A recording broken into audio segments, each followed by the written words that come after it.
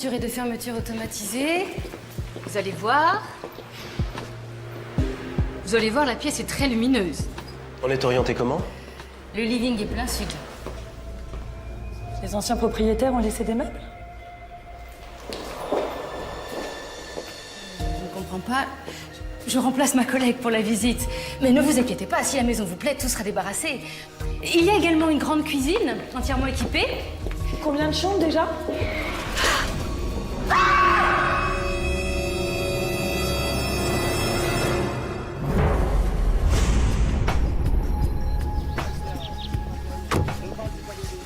Lieutenant Meillan. Bonjour. Alors? La victime s'appelle Serge Cazares, 46 ans. On a retrouvé son break devant le portail. Un témoin a entendu ce qui pourrait être un coup de feu vers 1h du matin. Ça correspond à l'heure estimée de la mort. Et qu'est-ce que Cazares faisait dans cette maison à vendre? C'était la sienne, avant qu'elle soit saisie par la banque pour impayé. Il avait gardé un trousseau de clés. Belle baraque. Pourquoi il pouvait plus la payer? Cazares a été condamné à 6 ans pour cambriolage. Il venait d'être libéré pour bonne conduite après 3 ans. Et vous pensez qu'il a pu revenir squatter son ancien domicile? A priori, non.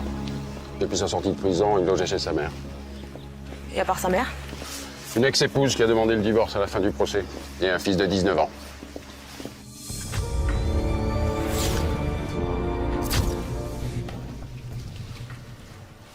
Alors? La mort remonte à une dizaine d'heures. Une balle en plein front. Et d'après l'impact et les projections de son, je dirais que le tueur se trouvait à moins de 2 mètres. Ça semble professionnel? Ouais. Je lance une expertise balistique. En tout cas, le vol n'est pas le mobile. Il avait 500 € en liquide dans sa poche. Plutôt curieux pour un type sans ressources. Oui, et le plus étrange, c'est ça. Voilà, ce lit et ces tapis en plein milieu du salon. Personne ne sait ce qu'ils font là. La maison est vide depuis 1 an. Pourtant, je peux te dire qu'ici, hier soir, il y a eu du monde. On a trouvé ce sac poubelle rempli de restes, une sorte de pique-nique, sandwich, poissons divers. Je vais analyser tout ça au labo. Elle y a servi, on dirait? Oui, ça. Et pas qu'une fois. Traces de sperme, cheveux noirs et longs sur les oreillers. Ah, c'est pas tout, Mathilde. Il y a eu de la bagarre ici. On a prélevé cette trace de sang sur le tapis. Groupe O positif. J'ai comparé avec le sang de Cazares. C'est pas le sien. Qu'est-ce qui s'est passé dans cette maison?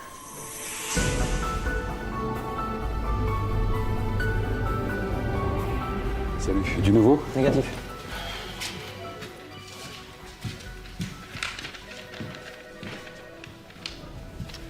Salut. Ça va? Oui. Mathilde est partie sur une affaire. Serge Cazares, tu te souviens? Oui, je me rappelle, Cazares. Le cambriolage des Marmondes. Pourquoi? On vient de le retrouver à son ancien domicile, une balle dans la tête. Il est juste d'être libéré. Ah, je sais bien, ouais.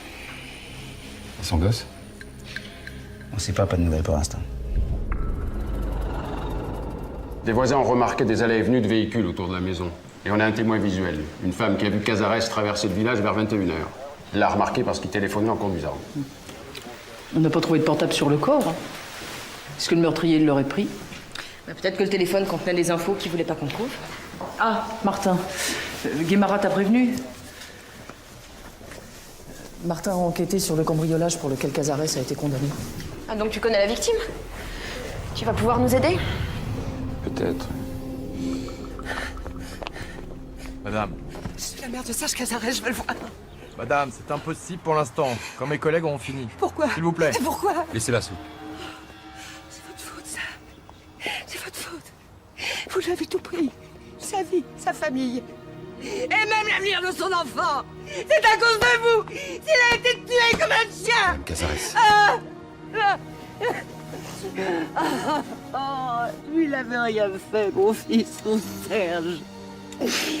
Il n'a demandé que la vérité. Pensez qu'à ça.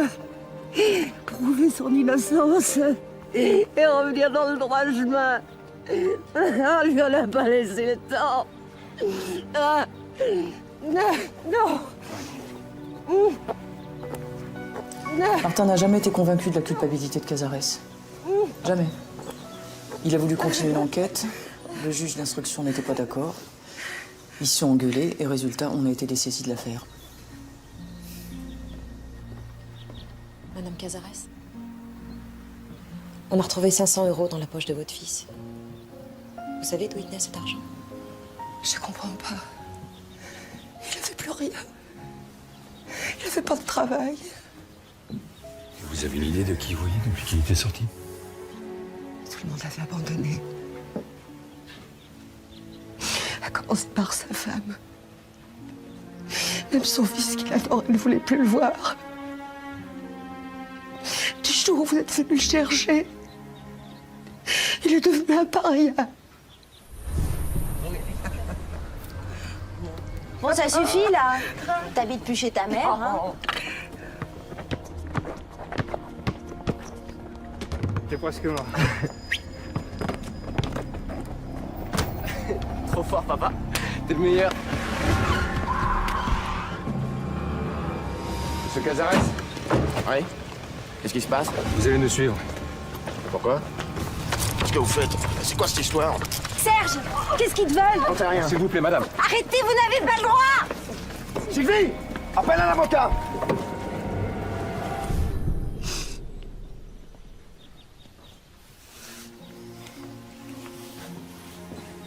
Ça vous arrive de penser au mal que vous faites.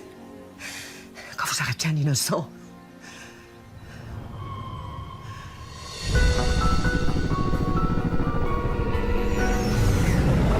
Serge Cazares, 46 ans, abattu d'une balle dans la tête à son ancien domicile. Condamné à 6 ans de prison pour vol de tableau chez les Marmandes, un couple de collectionneurs.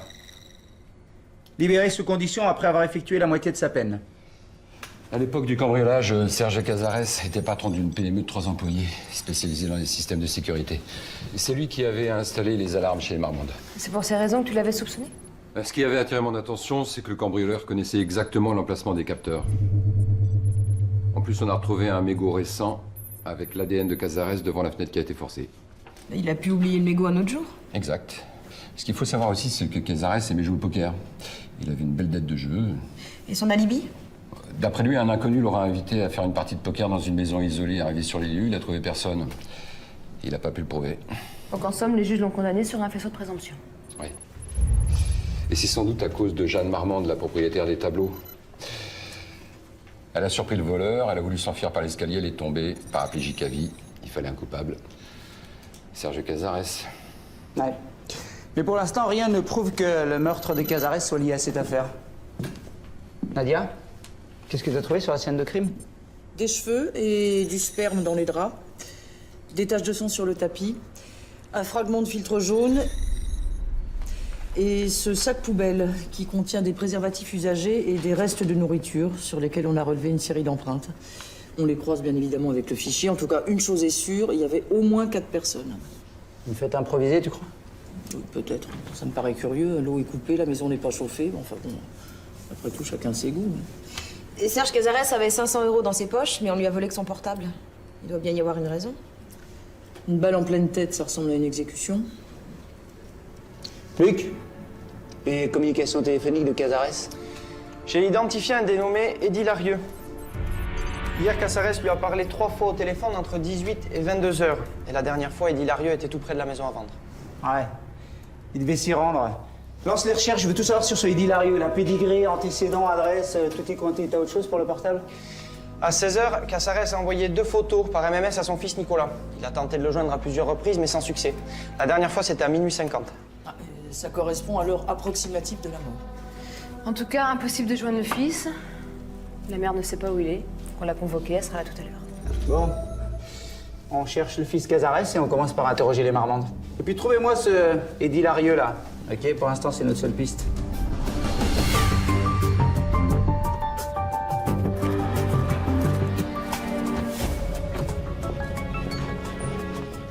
Major Bernier, section de recherche. Major Bernier, qu'est-ce qui se passe?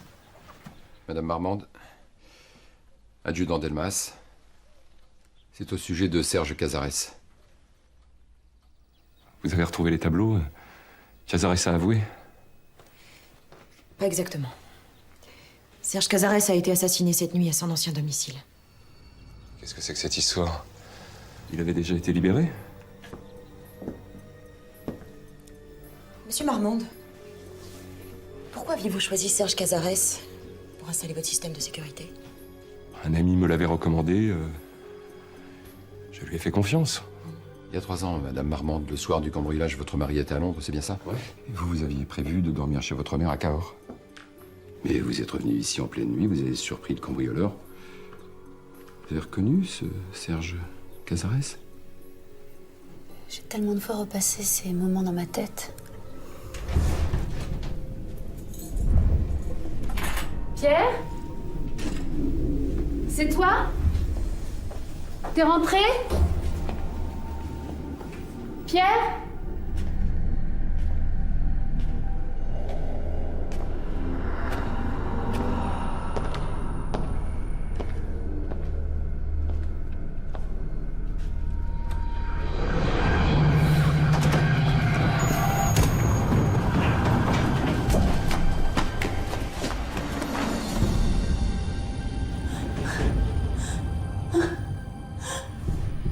C'est difficile d'accuser quelqu'un, vous savez. Il faisait sombre. J'ai juste aperçu une silhouette. L'homme avait un bonnet enfoncé sur la tête. C'était la même corpulence que Cazares. Mais je peux pas affirmer que c'était lui. Monsieur Marmande, vous étiez où cette nuit vers 1h du matin? Ici, avec ma femme. Vous êtes sorti? Pas du tout. Vers minuit, j'ai aidé Jeanne à se coucher et j'ai traîné dans le salon et je suis monté vers 1h30. À quoi riment toutes ces questions à la fin? La routine. Je vous remercie.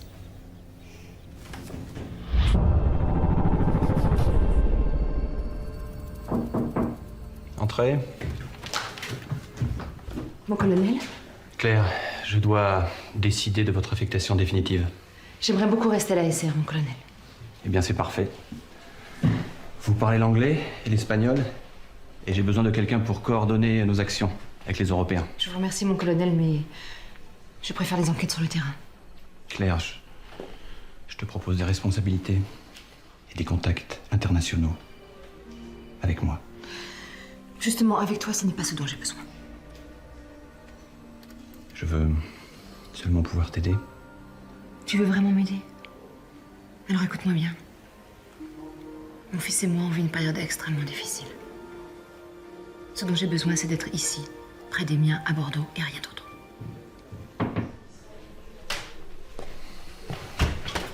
Entrez, Guimara. Merci, mon colonel. Nous parlions de l'avenir de Claire Linsky. Vous savez que je souhaite vous garder au sein du groupe homicide. Vous en pensez quoi? J'en serais extrêmement heureuse. Les enquêtes criminelles me passionnent. C'est un poste qui demande une grande disponibilité. Vous êtes seul, avec un enfant encore jeune.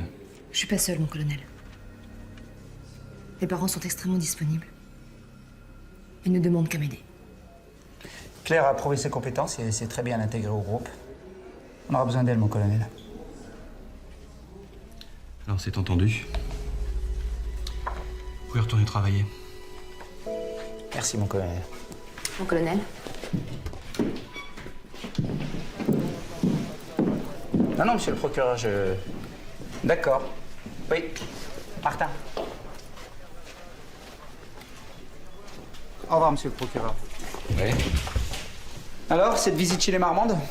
Ça donne l'impression qu'on nous cache toujours quelque chose avec ce cambriolage. Et avec la mort de Cazares, on va pouvoir ouvrir le dossier. C'est que ça a été jugé et que pour ouvrir le dossier, il va falloir des éléments nouveaux. Des éléments nouveaux, je vais en trouver, crois-moi. Je suis alors le procureur au téléphone, il préfère que tu restes en dehors de l'affaire Cazares. Ah ouais? On peut savoir pourquoi? Bah, il trouve que tu as des idées préconçues qui peuvent nuire à l'objectivité de l'enquête. Il a peur que je prouve qu'il a eu tort, c'est ça? Écoute, je sais pas de quoi il a peur, mais je préfère que tu laisses tomber, Martin. Ok? La mémoire de Cazares, on s'en fout, son fils qui est révolté, qui tourne mal. Ouais, t'as raison, laisse tomber. Ouais. Martin.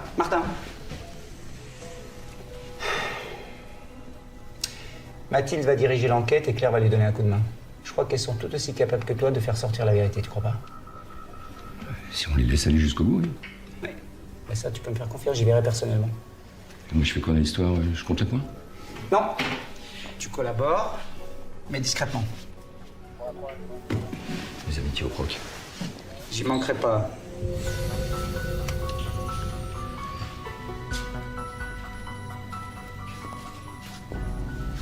Un problème? Non, rien. Montre-moi ce que t'as trouvé chez Cazares. J'en ai besoin pour essayer de reconstituer. Toi, j'ai l'impression que tu viens de t'engueuler avec des marins. À propos de l'affaire Cazares, c'est ça? Tu vois? C'est un filtre utilisé par les photographes. Ils le placent devant le projecteur et ça colore la lumière. Ça sort du sac poubelle? On est en train d'examiner son contenu. Bière, soda, whisky, préservatif. Ah oui? Je t'en prie.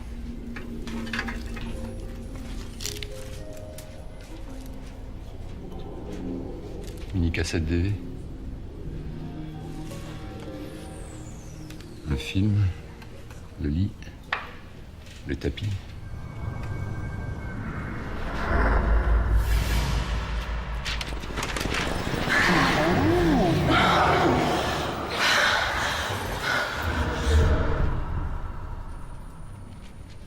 Si c'était un décor de film. Cazares avait besoin d'argent, il avait gardé les clés de la maison, il a pu la louer comme décor. Un film X. Comme ceux qui sont diffusés sur Internet. Oh, franchement, Martin, t'as de ces idées. En tout cas, ça expliquerait beaucoup de choses. Le lit, le pique-nique, les 500 € en liquide. Le sang et le sperme. Oui? J'ai l'adresse et le pédigré d'Eddie Larieux. Il a été fiché pour diffusion illégale de magazine X. Quoi? C'est une connerie. Pas du tout. C'est parfait. Oui.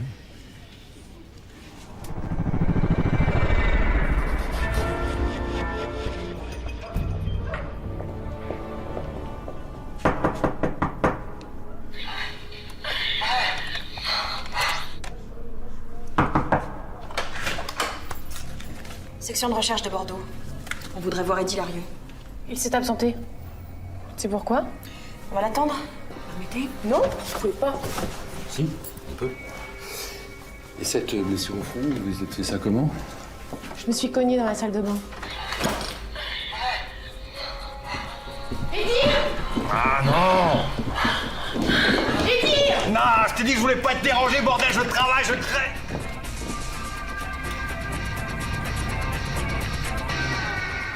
C'est la maison de Cazares. C'est quoi ce bordel? On va perquisitionner, monsieur Larieux. Et ensuite, vous allez nous suivre. Vous aussi, mademoiselle. Mais pourquoi on n'a rien fait? Ah, tais-toi, Lou!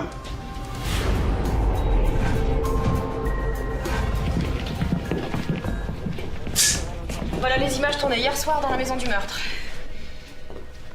On devrait pouvoir identifier les personnes présentes. Ah, tiens, Luc, tu te dévoues pour regarder? Ça va être dur. C'est faux. Alors, qu'est-ce qui s'est passé pendant ce tournage? Pour l'instant, Eddie refuse de parler, mais on devrait finir par y arriver. Martin, j'ai eu l'avocat de Cazares. Comme tu le connais bien, je voudrais qu'on aille l'interroger ensemble. Son client lui avait peut-être fait des confidences. En clair, Mathilde, vous vous occupez d'Eddie Larieux? Et de l'ex-femme de Cazares, elle devrait pas tarder à arriver. Ok? Je savais même pas qu'il était mort, Cazares. Comment voulez-vous que je sache qui l'a tué? Parlez-nous de ce qui s'est passé hier. J'avais besoin d'un décor pour tourner mon film. Cazares avait besoin de blé. Il m'a dit qu'il avait les clés d'une super baraque où on serait peinard. Tu parles. Combien de fois vous lui avez loué cette maison?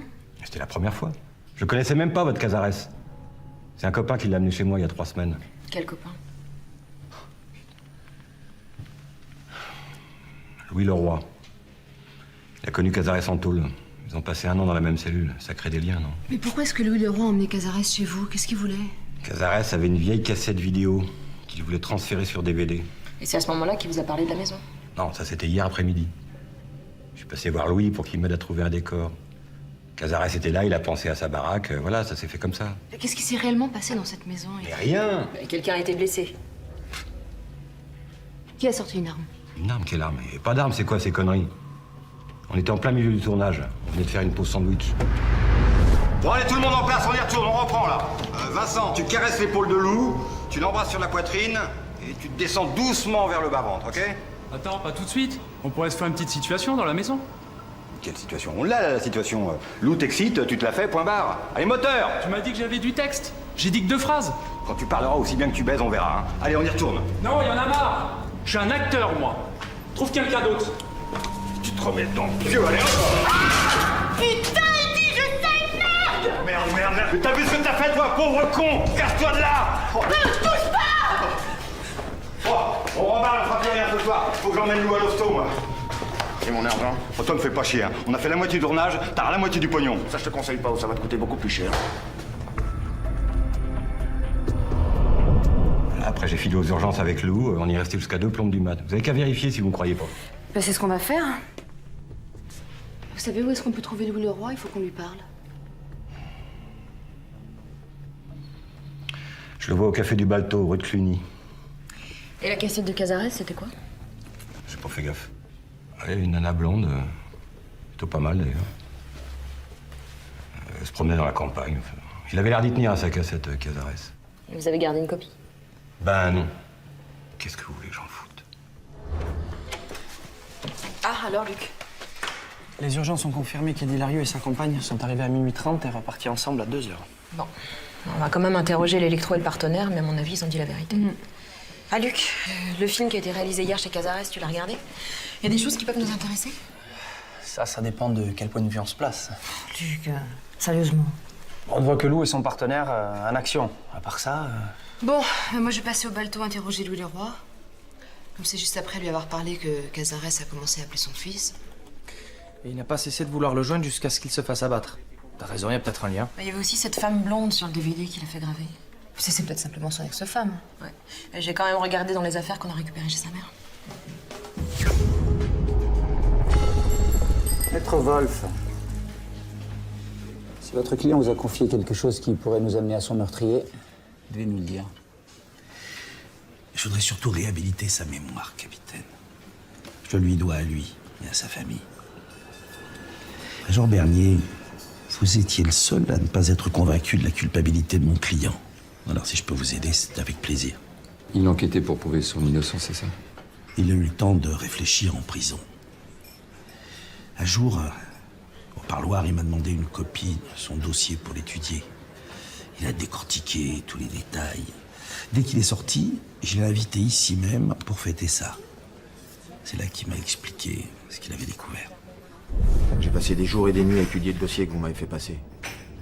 Et j'ai trouvé le détail qui colle pas. Le mégot, sur la fenêtre des Marmandes. On a trouvé votre ADN dessus. Justement. C'était un mégot récent, mais c'est pas la marque que je fume habituellement. Moi, c'est des clopes espagnoles qu'on trouve pas partout. Et le mégot chez les Marmandes, c'était des américaines que j'achète quand je trouve pas les miennes. Et alors? Alors? Je me suis souvenu que j'en avais acheté un paquet la veille du cambriolage. J'étais à Mako, en train d'installer une alarme chez les clients. C'est ce jour-là qu'on a dû me piquer le mégot pour aller le déposer sous la fenêtre des Marmandes. Et me faire plonger. Vous êtes certain de ce que vous dites? À 100%. Je vais les contacter. Ils doivent se souvenir avoir gardé une facture avec une date. Est-ce que Cazares soupçonnait quelqu'un de précis? Il n'a rien voulu me dire avant d'être absolument sûr. Il ne voulait pas faire à d'autres ce qu'on lui avait fait à lui. Je ne l'ai pas revu depuis ce jour-là.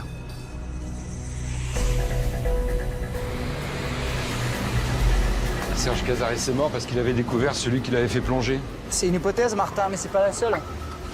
D'abord, pourquoi quelqu'un lui aurait tendu un piège? Il devait avoir un ennemi. Demain, je vais aller rendre visite au dernier client de Cazares. Ah, Nathalie, un certain Louis Leroy, ça te dit quelque chose? Un ancien détenu qui a partagé la cellule de Cazares. Louis Leroy. Oui, c'est un braqueur récidiviste, la cinquantaine. La dernière fois, il a pris 5 ans pour le cambriolage de plusieurs résidences secondaires. Travail à l'ancienne, sans armes, sans faire de victime. Mais je crois qu'il vient d'être libéré après 4 ans sous condition. Bah, j'ai besoin de l'interroger et je trouve pas d'adresse fixe. T'as essayé son bistrot habituel? Oui. Il est parti précipitamment ce matin, il paraît qu'il avait l'air inquiet. Ses copains l'ont entendu par la belote, il est jamais revenu. Peut-être sur un nouveau coup. Bon, bah je vais voir avec mes indices et puis je te tiens au courant. Ok. Claire? Oui? L'ex-femme de Serge Cazares est là. Vous aviez revu votre ex-mari depuis sa sortie de prison? Une seule fois. Il est passé chez moi sous prétexte de voir où j'habitais depuis qu'on m'avait chassé de la maison. En fait, son fils lui manquait. Depuis la condamnation, Nicolas ne lui adresse plus la parole. Nicolas? Ton père est là? Tu viens lui dire bonjour? J'ai pas le temps. Et mon copain Adam qui est venu me chercher. Non, attends, tu vas pas partir là tout de suite, Je tu t'ai restes... dit que je voulais pas le voir, tu comprends ça, merde? Et tu parles pas comme ça à ta mère, d'accord? Et puis d'abord, moi j'ai des choses à te dire. Il paraît que t'as laissé tomber les cours, que tu fous plus rien. Qu'est-ce que ça peut te faire? Ça me fait que je suis ton père et tu vas arrêter tes conneries. Tu sors de tôle. Alors tes leçons de morale, tu te les gardes. Nicolas, regarde-moi. Regarde-moi. Je suis innocent. Et je vais te le prouver. C'est ça, prouve-le. Même maman n'y a pas cru à tes histoires.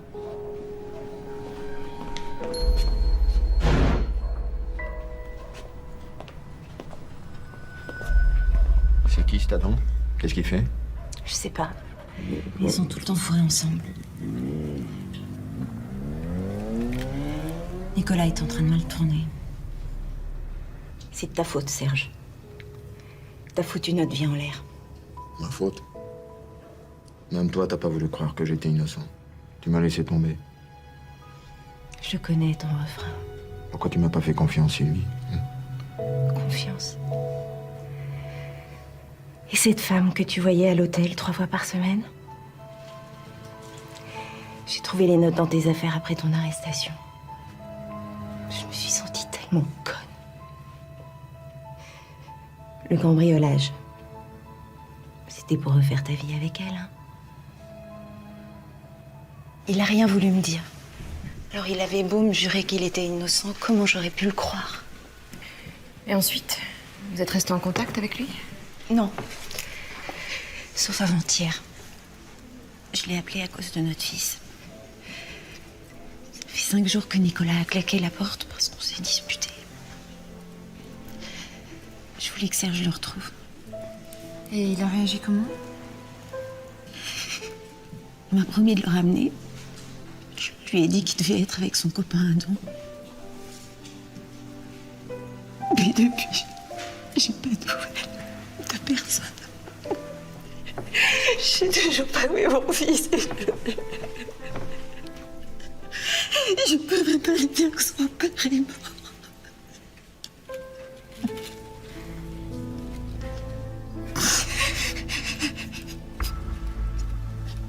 Ce copain Adam, vous savez où il habite? Et sa moto? Vous vous souvenez de la marque? J'y connais rien, ces trucs-là. Ce que je sais, c'est qu'elle était grosse et immatriculée en WW. Vous connaissez un nommé Louis Leroy? Votre mari est allé le voir quelques heures avant sa mort. Jamais entendu parler.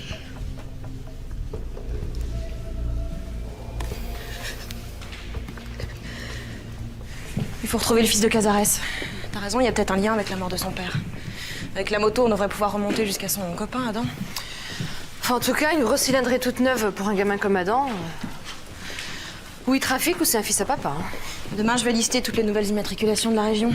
Avec un peu de chance, on devrait pouvoir remonter jusqu'à cet Adam quelque chose. À condition que la carte grise soit à son nom. Et le DVD que Cazares a fait graver, tu l'as retrouvé?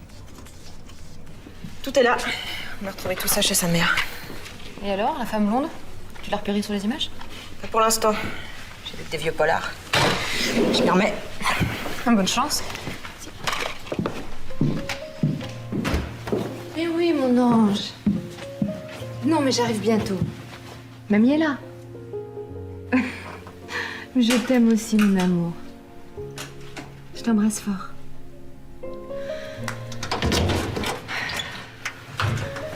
Il va falloir que tu m'expliques comment tu t'es débrouillée quand tu t'es retrouvée toute seule avec tes 2 enfants.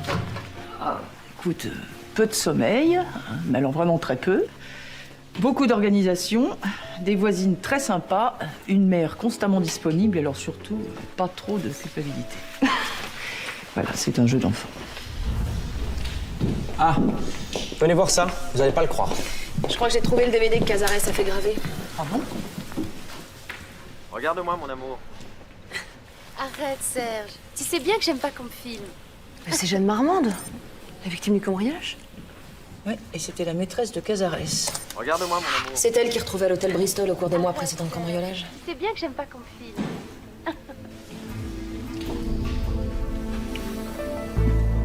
Si Pierre Marmande a appris que sa femme le trompait avec Cazares, ça lui donnait un sacré mobile pour se débarrasser de son rival. Il faut retracer les déplacements de Pierre Marmande avant le cambriolage. Toi, tu veux prouver que Marmande a piqué un mégot à Cazares pour le faire condamner? Oui, Cazares l'avait compris, et c'est pour ça que Marmande l'a buté. Ouais. Pour l'instant, t'en sais rien. Pense à Madame Marmande, Martin.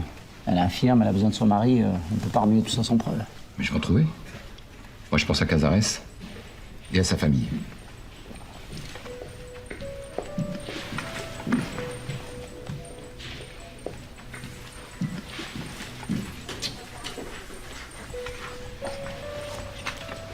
Tu devrais faire attention, Martin. À quoi? Une relation entre collègues, c'est pas bon dans une équipe. Et la hiérarchie n'aime pas beaucoup ça. Et alors? Mais alors, je vais pas être obligé de me séparer de l'un de vous deux.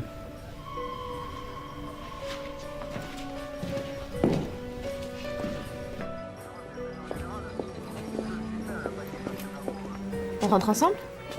Si tu veux. Pourquoi c'est jamais toi qui veux le premier? Peut-être parce que tu me laisses pas le temps.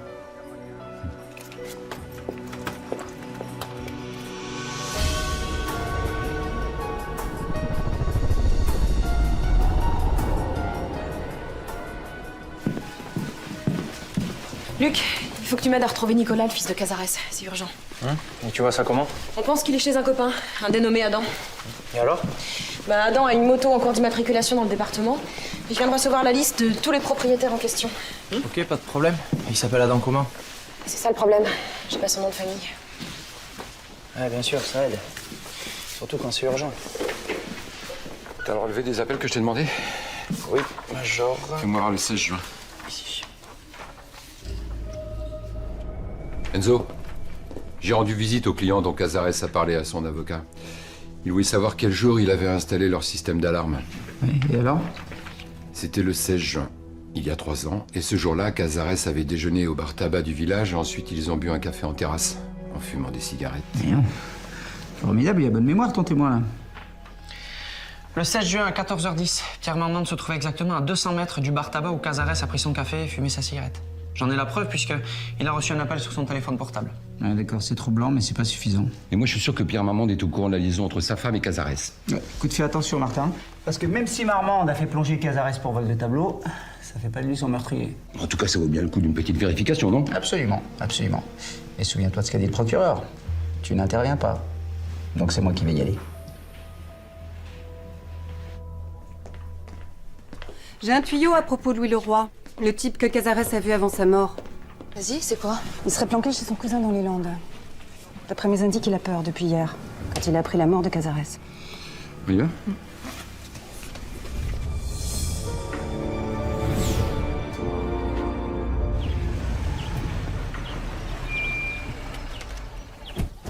C'est quoi ça?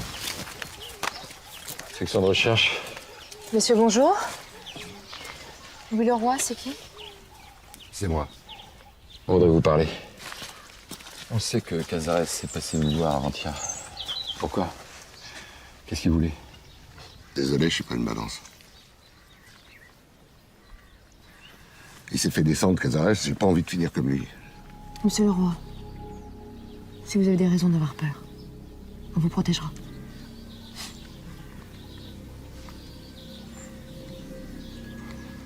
Il était inquiet pour son gamin, Cazares. Il m'a montré des photos qu'il avait prises avec son portable. Tiens, regarde Louis. Le gars qu'on voit sortir de l'immeuble, là, tu le connais? Sa tête me dit quelque chose. Tu l'as pris où, cette photo? T'occupe. Ton mec, là, il est avec une bande qui fait des gros coups. Le genre qui s'arrange pour pas laisser de témoins, si tu vois ce que je veux dire. Et ça? Ah, putain. Fais gaffe. J'espère qu'ils t'ont pas vu quand tu leur as tiré le portrait. Écoute, lui, ces mecs, ils plaisantent pas. Te mêle pas de leurs affaires. Pigé? Et la voiture? On pouvait lire la plaque d'immatriculation? Moi, avec mes yeux, sûrement pas, non. Mais qu'est-ce qu'il cherchait, Cazares? Il enquêtait pour savoir qui était l'auteur du cambriolage.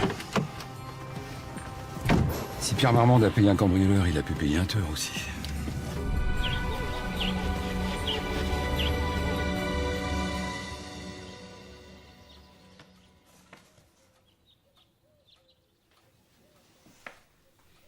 Madame Marmande, vous vous souvenez du jour où Serge Cazares a tourné ces images?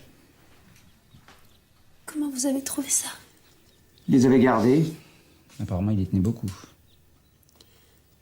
J'avais tellement peur que ça se sache. Je suis presque soulagée. À l'époque, mon mari et moi, on s'était éloignés l'un de l'autre. C'est ici. Ces deux-là ont une très grande valeur. Mon mari voudrait une alarme spécifique. Ils ont peut-être de la valeur, mais la vraie beauté dans cette pièce, c'est vous. Il était séduisant, drôle, attentionné. Alors on s'est revus. Et je suis tombée dans ses bras. Vous pouvez pas imaginer le choc quand j'ai su qu'il était soupçonné du cambriolage. Oui, rien que de très banal. Il s'est servi de moi pour approcher les tableaux et en connaître la valeur. Quelqu'un était au courant de cette liaison avec Cazares? Vous êtes sûr? Madame Marmande, Cazares, vous l'avez revu depuis sa sortie de prison? Non. Il a cherché à me joindre, mais j'ai pas voulu lui parler. Vous êtes certaine que votre mari n'a jamais su? Mais non, voyons. Ne lui dites rien, je vous en supplie. Je ne veux pas qu'il sache. J'ai tellement honte de moi. Madame Marmande, nous pensons que votre mari vous a caché des choses, lui aussi.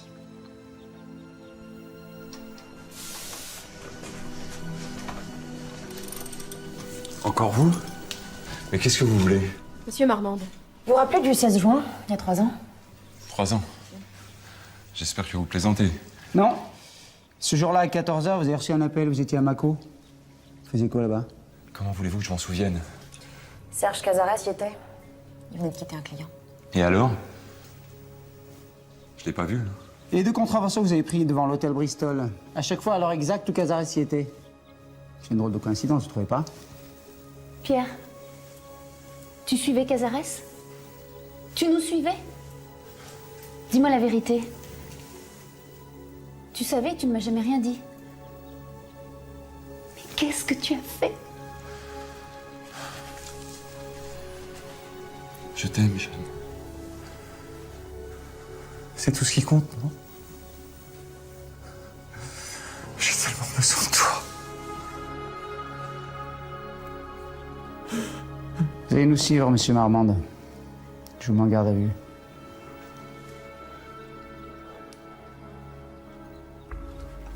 Allez.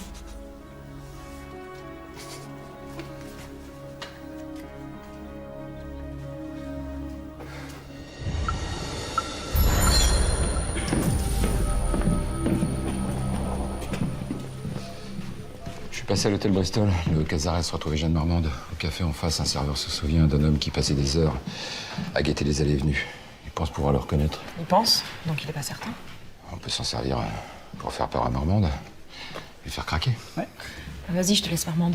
C'est grâce à toi qu'on l'a coincé. Allez. Vous aviez compris que votre femme avait une liaison avec Cazares, monsieur Marmande. Vous avez eu peur qu'elle vous quitte, alors vous avez organisé votre propre cambriolage pour envoyer Cazares en prison. Vous n'avez aucune preuve. Le type que vous avez payé pour vous cambrioler, on va éplucher vos contacts et on va lui mettre la main dessus. Le garçon de café en face de l'hôtel où votre femme rejoignait Cazares. Il vous a reconnu. Vous aviez des soucis d'argent à l'époque. Alors l'idée du cambriolage vous est venue. Non. J'aime ma femme, je voulais qu'elle reste auprès de moi. Bien sûr. Monsieur Marmande, vous avez fait d'une pierre deux coups. Vous vous êtes débarrassé de votre rival et l'assurance vous a remboursé les tableaux. Une jolie somme qui vous a permis de vous renflouer. Et vous saviez que Cazares était un grand fumeur. Il vous suffisait de le suivre et de lui piquer le mégot. Je me suis jamais approché de ce bistrot. T'as parlé d'un bistrot, toi? Non. Vous l'avez suivi, monsieur Marmande. Et c'est là que vous avez ramassé le mégot que vous avez mis sous votre fenêtre. Vous avez profité du soir où vous étiez à Londres. Et votre femme chez sa mère à Cahors. Je pouvais pas imaginer qu'elle allait se disputer avec sa mère et qu'elle rentrerait plus tôt. Quand Cazares a été libéré, il a contacté votre femme. Et vous l'avez tué. Mais non, c'est faux. Je l'ai pas tué, Cazares. Je passe pas un jour sans me reprocher ce que j'ai fait. Vous ne pouvez pas me mettre ça sur le dos. Mais le problème, monsieur Marmande, c'est qu'il n'y a que votre femme pour confirmer que vous étiez bien chez vous à l'heure où Cazares est mort. Écoutez, j'y ai repensé depuis l'autre jour. Cette nuit-là, j'ai passé une commande de bouquins sur Internet. Il était 1h-10. J'ai la confirmation dans mon ordinateur.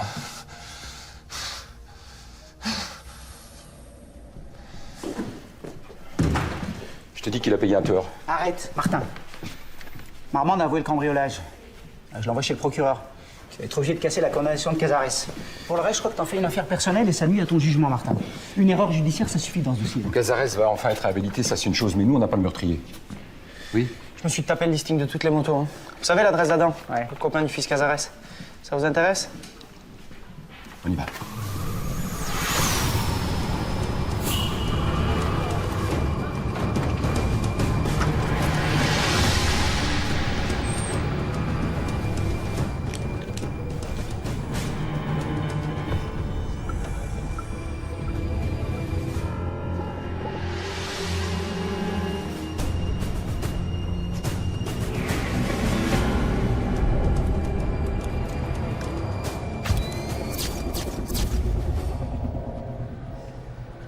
Ça fait environ 36 heures qu'il est mort.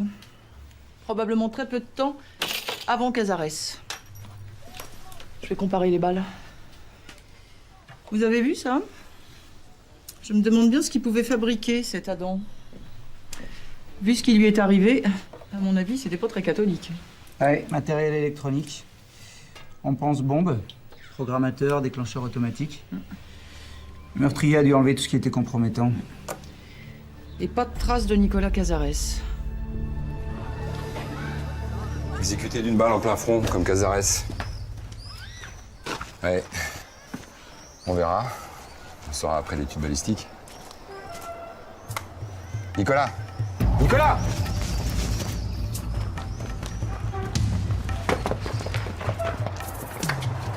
Nicolas! N'aie pas peur. Tu n'as rien à craindre. Qu'est-ce qu'il y a? J'ai rien fait, moi! Je sais. Il est arrivé quelque chose à ton père et à ton copain. Quoi? Arrivé quoi? Ils ont été abattus, ton père est mort. Et ton copain aussi.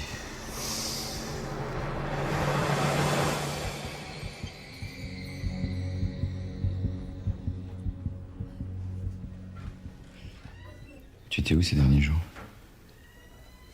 À Biscarrosse. Avec une copine. Pourquoi t'as pas répondu aux appels sur ton portable? J'avais plus de réseau. Quand j'ai essayé de le rallumer, j'avais plus de batterie. C'est bon, on peut y aller. À 15h59. Nicolas, où es-tu? Rappelle-moi, s'il te plaît, c'est urgent. À 16h12, le correspondant n'a pas laissé de message. À 16h30. Nicolas, c'est encore moi. Ne t'approche plus d'Adam, il bosse pour des types dangereux, il fabrique des éléments qui sont utilisés pour déclencher des détonateurs à distance. Je crois qu'il sait même pas à quoi ça va servir, mais j'ai vu la tête de ses clients et j'aime pas ça. À 16h45, le correspondant n'a pas laissé de message. À 23h12. Nico, je t'en prie, rappelle-moi. Et tiens-toi à l'écart de ton copain Adam. J'ai identifié le type pour qui il bosse, c'est un tueur. Il est recherché pour des attaques de fourgons blindés qui ont fait plusieurs morts. Rappelle, je te dirai quoi faire. À 0h47. J'ai l'impression que des types m'ont repéré en bas de chez Adam qui m'ont suivi. J'ai envoyé des photos que j'ai prises. Donnez au Major Bernier, il te protégera. En attendant, reste là où tu es, ne bouge pas. Je vais essayer de me sortir de là. Je t'aime. Je suis sûr que tu vas t'en sortir.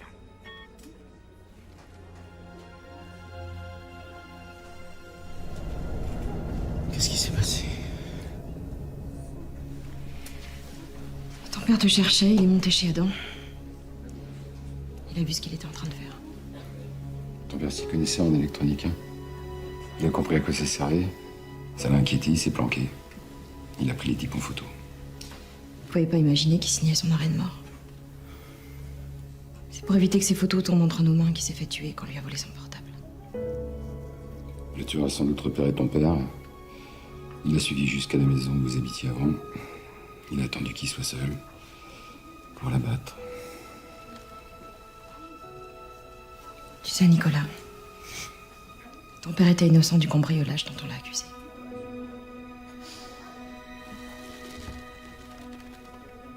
Je pensais qu'à une chose. Te protéger.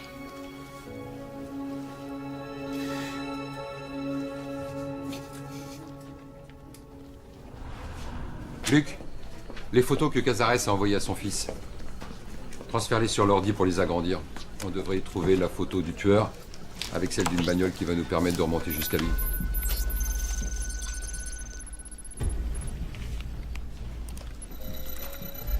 le dadan. Resserre sur la bagnole. Zoom sur la plaque. C'est qui ces types qui tuent comme on respire? Un très gros poisson qui veut pas laisser de traces.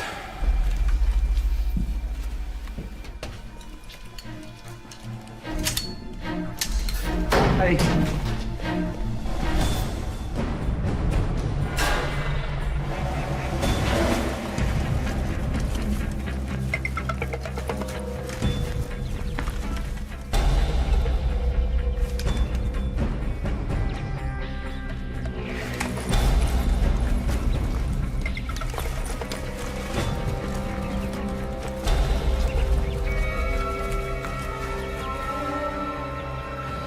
Stop l'intervention!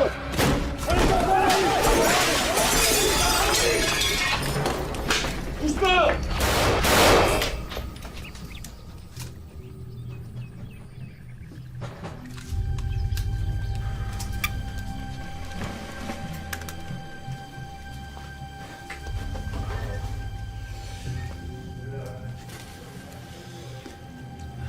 Beretta 9 mm.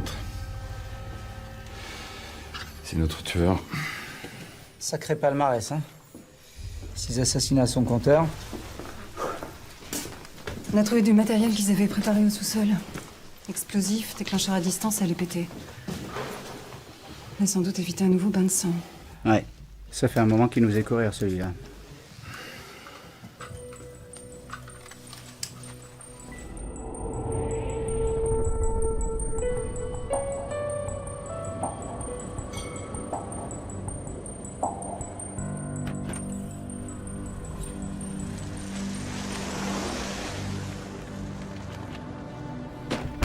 Claire? Je peux te parler? Oui. Pourquoi tu fais comme si c'était rien passé entre nous? Parce que ça fait longtemps que c'est fini. Écoute, je sais qu'autrefois j'ai pas fait le bon choix, mais... C'est à mon fils que je pense aujourd'hui. Son père vient de mourir, Paul. Il n'y a que lui qui compte maintenant. Je comprends.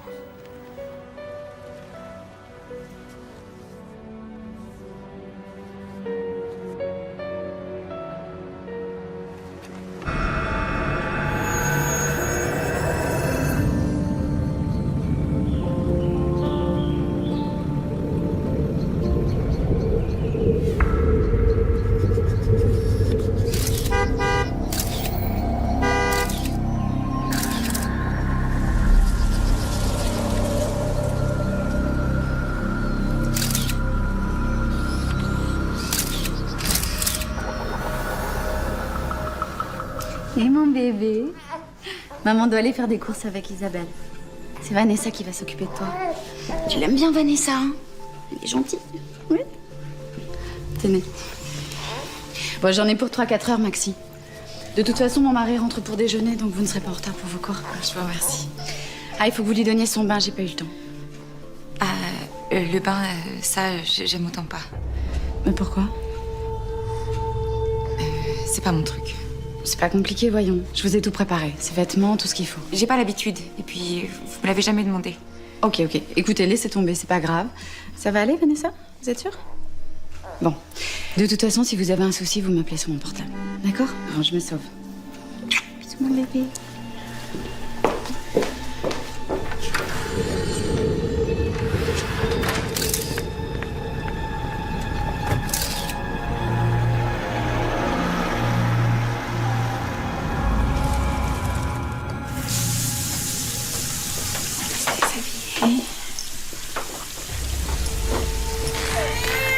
Juste, n'aie pas peur.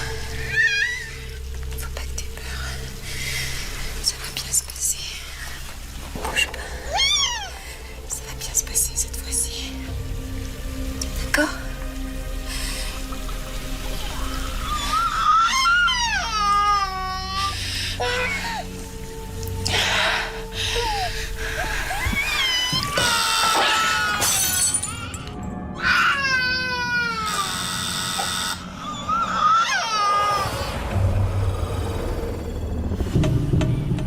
À plus tard, ma belle. À jeudi. Il est pas avec toi, Justin? Mais non, je l'ai laissé à la maison avec Vanessa. Ça fait une demi-heure que je suis là, j'ai vu personne, moi. Qu'est-ce que tu racontes? C'est pas possible. Vanessa? Justin? Justin?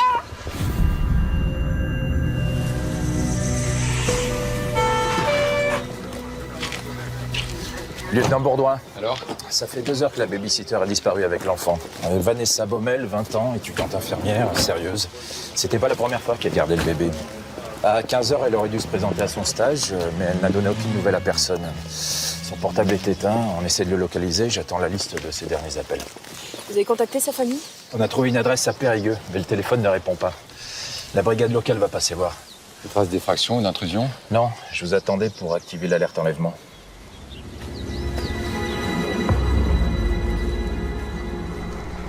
Madame Lemoine? Oui. Adjudant d'Elbas. Vous pouvez me raconter ce qui s'est passé un petit peu ce matin avec Vanessa? C'était comme d'habitude.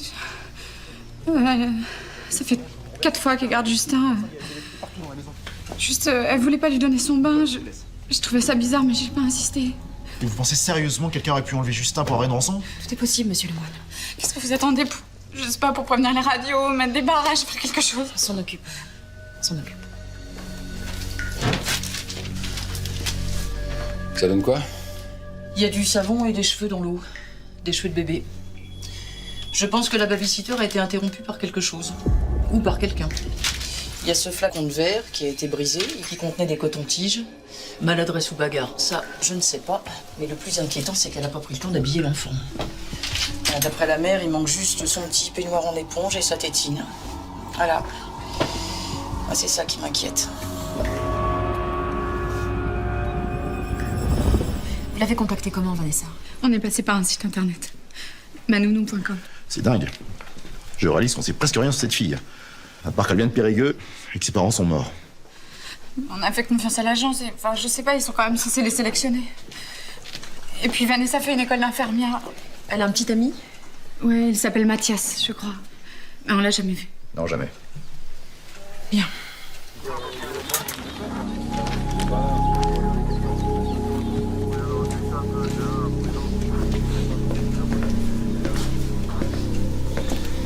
Madame Lemoine. Oui. Excusez-moi. Quelqu'un a déposé cette enveloppe pour vous.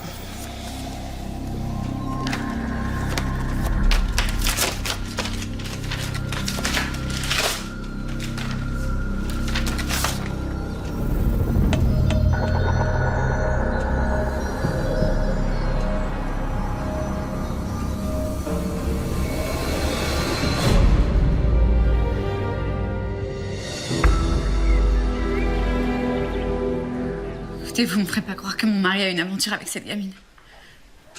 C'est clair, je connais mon mari. Je vous dis que c'est un malentendu. C'était l'autre soir, il y a 3 semaines. Je sortais du bureau. Je l'ai vue à l'arrêt du bus. Elle avait l'air de souffrir, alors je me suis arrêté. Qu'est-ce qu'il y a? J'ai couru pour pas louper mon bus et je me suis pris le trottoir.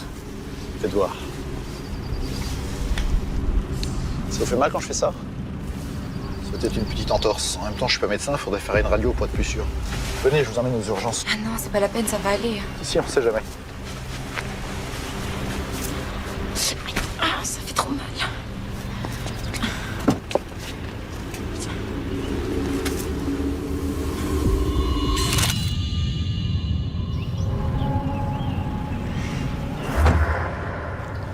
Alors je l'ai déposée aux urgences. Elle a appelé son petit copain. Et puis c'est tout, après je suis rentré. Vous n'en avez pas parlé à votre femme? Mais non. Elle était en vacances avec Justin chez sa sœur. Ça m'est complètement sorti de l'esprit. Pourtant, vous a pris en photo. En tout cas, quelqu'un vous en veut. Vous avez des problèmes avec un voisin? Mais non. Ces derniers temps, vous n'avez rien remarqué de bizarre? Vous n'êtes pas senti surveillé? Je sais pas. Vraiment, je comprends pas. Écoutez, laissez-moi s'il vous plaît rejoindre ma femme. Vous savez dans quel état elle est?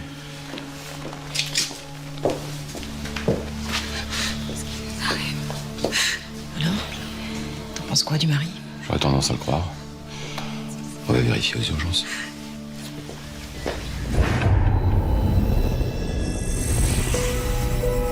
T'es sûr, Martin?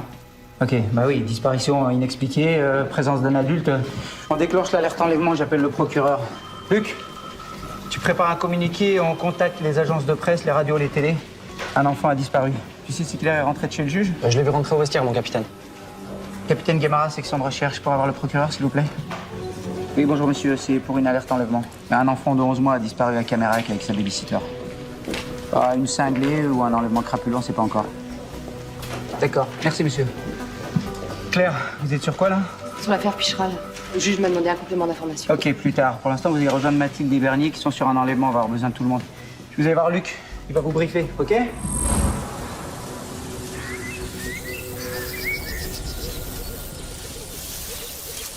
Vous me relevez toutes ces empreintes. C'est récent tout ça. D'accord.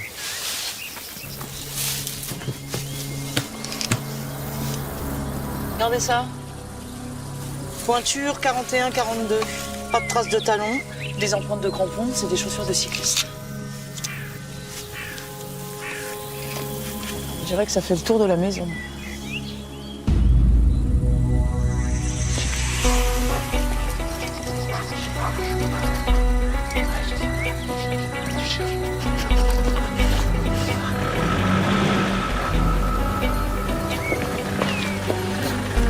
Alors, on en est où? On comprend pas comment ils sont partis, la babysitter n'avait pas de voiture. Un complice est venu la chercher. Ouais. Ou alors elle a été embarquée de force. Capitaine, on n'a pas de départ de piste. On dirait que le petit n'est jamais sorti de la maison. On essaye le garage. Il communique avec la cuisine.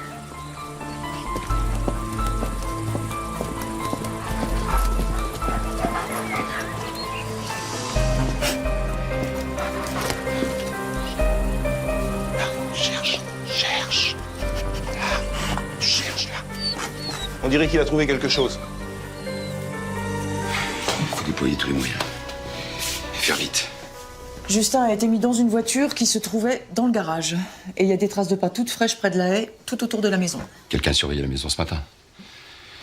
Qui peut en vouloir à cette famille? J'ai la liste des derniers appels de Vanessa. Un numéro revient fréquemment, celui de Mathias Ferrero, 25 ans. C'est d'être le petit ami.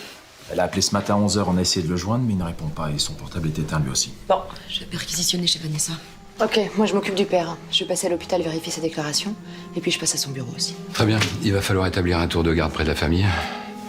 Pour l'instant, je reste pour faire le point avec la brigade, voir s'ils ont recueilli quelque chose dans le voisinage. Ça marche. Major, vous pouvez venir, on a un témoin qui aurait entendu des cris dans la maison vers 11h30. C'est un voisin des Lemoine.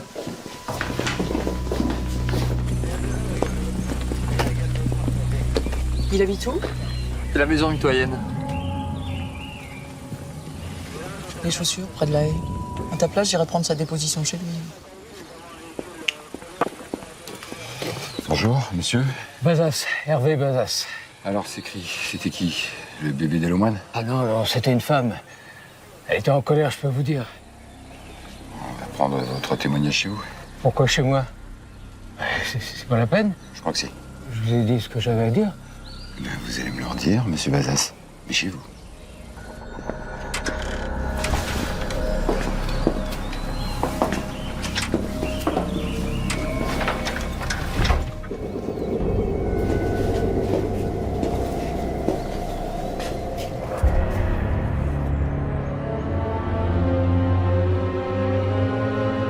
Je vois que vous aimez prendre vos voisins en photo, monsieur Bazas.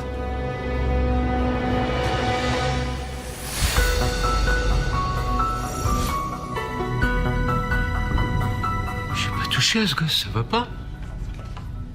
Vous me prenez pour qui? Vous aimez faire du mal aux gens, monsieur Bazas. Vous dites ça à cause des photos? Mais ça n'a rien à voir. J'en suis pas sûr. Mais vous n'avez rien contre moi. Vous avez tout fouillé. On a fait quoi du petit? Je l'aurais planqué où? C'est ce que vous allez me dire, monsieur Bazas. Ah ouais, elle est bonne celle-là. Qu'est-ce qui s'est passé avec ce petit garçon? J'ai rien à voir avec tout ça. Alors vous allez comme ça chez les gens prendre des photos, Oui. vous avez rien avec tout ça. Écoutez. Les urgences ont confirmé la déclaration du père de Justin. Il a déposé Vanessa. Diagnostic simple foulure. Il est reparti tout seul. D'accord. C'est Bazas, le voisin d'Elomoine? Ouais. Il les espionnait depuis des mois, un veuve qui envoie à tout le monde. On a plusieurs mains courantes déposées contre lui. Vous croyez qu'il est mêlé à la disparition de l'enfant? C'est possible, mais malheureusement, on n'a rien trouvé de compromettant chez lui. Tiens, d'ailleurs, vous devriez aller donner un petit coup de main à Bernier. C'est le genre de mec qu'une femme peut faire craquer. Très bien. Qu'est-ce qu'on sait sur lui? Ben oui quoi? J'aime bien prendre des photos et alors? C'est pas interdit par la loi. Mais ce qui est interdit, c'est de rentrer chez les gens, monsieur Bazin, c'est de prendre ses photos, justement.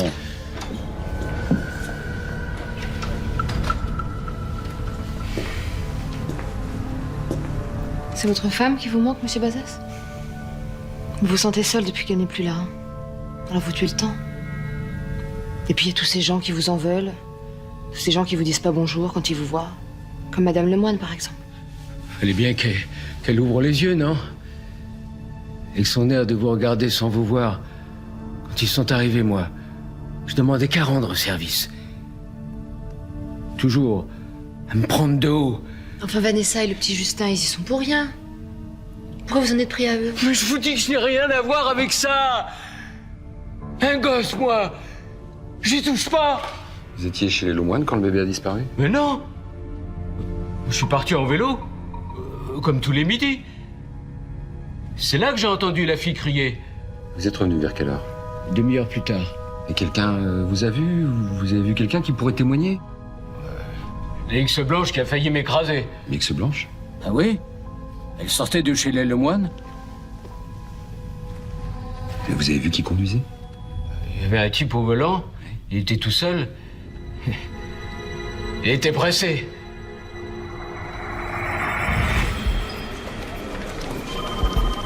Non, madame, c'est une jeune fille avec un bébé d'1 an que nous cherchons. À quel endroit, dites-vous? Au péage de Meillan. Vous avez relevé l'immatriculation? Elle roulait très vite. Une BM, vous dites? Et le bébé est à l'intérieur, vous pouvez me le décrire? Depuis combien de temps, les gars? Le petit ami de Vanessa, t'as vérifié si tu l'avais au fichier? Bien sûr, Mathias Ferrero. Il a eu quelques ennuis avec la justice. Il a été condamné à 160 heures de travaux d'intérêt général pour avoir volé dans les vestiaires de la discothèque où il travaillait en tant que serveur. D'accord, c'était quand? Il y a 8 ans, il avait 19 ans. Mais depuis, il a pas bougé d'une oreille. C'est une erreur de jeunesse. Il a une bagnole? Une AX blanche d'occasion. Tiens donc. Bah préviens Mathilde de le chercher. Okay. J'ai contacté la Banque de France pour vérifier leur compte bancaire. Et t'as des appels significatifs sur leur portable ces derniers jours? Mathias et Vanessa communiquent entre eux. Elle a appelé l'agence de babysitting et une amie. Et elle a appelé un médecin, un certain David Rosen, hier. Je me suis renseigné, c'est un psy. Un psy. On a pris contact avec lui? Il est en consultation à l'hôpital, j'ai laissé un message. On va tiens-moi au courant. Ouais. Hein?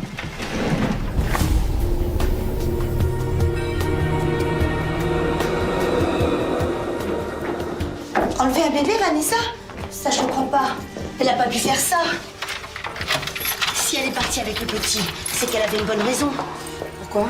C'est quel genre de fille? Sérieuse, très sérieuse. Un peu trop réservée. Mais c'est pas facile, vous savez, quand on perd ses parents aussi jeunes. Elle aime pas en parler, mais on sait bien que c'est pas évident pour elle. Mais elle a un petit ami, non? Heureusement qu'elle a rencontré le petit Mathias. Celui-là lui a rendu le sourire.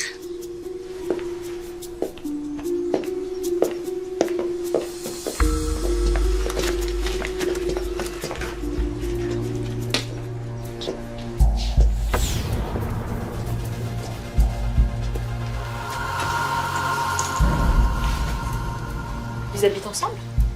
Depuis 2 ou 3 mois. Il est sérieux? Il est cuistot dans une brasserie du centre. L'Orléans, ça s'appelle.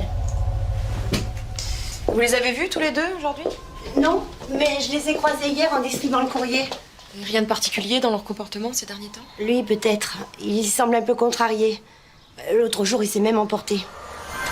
Putain, j'en ai marre de leur système, ils prêtent qu'aux riches, ces enfoirés. On trouvera un autre moyen, t'inquiète pas. Ouais, mais à part braquer une banque, je vois pas. Mais arrête, il y a sûrement une solution. Je suis réaliste, attends, quand tu fais une connerie, on est bien là pour te le rappeler, hein. Par contre, quand t'essayes de suivre les règles, c'est bon. Alors là, on le fout sur la touche. Mais je les laisserai pas me bouffer la vie, t'entends? Bonsoir, Madame Giraud. Bonsoir. C'était quand, ça? Il y a à peu près 3 semaines. Il a quoi comme voiture, Mathias? Une vieille AX blanche.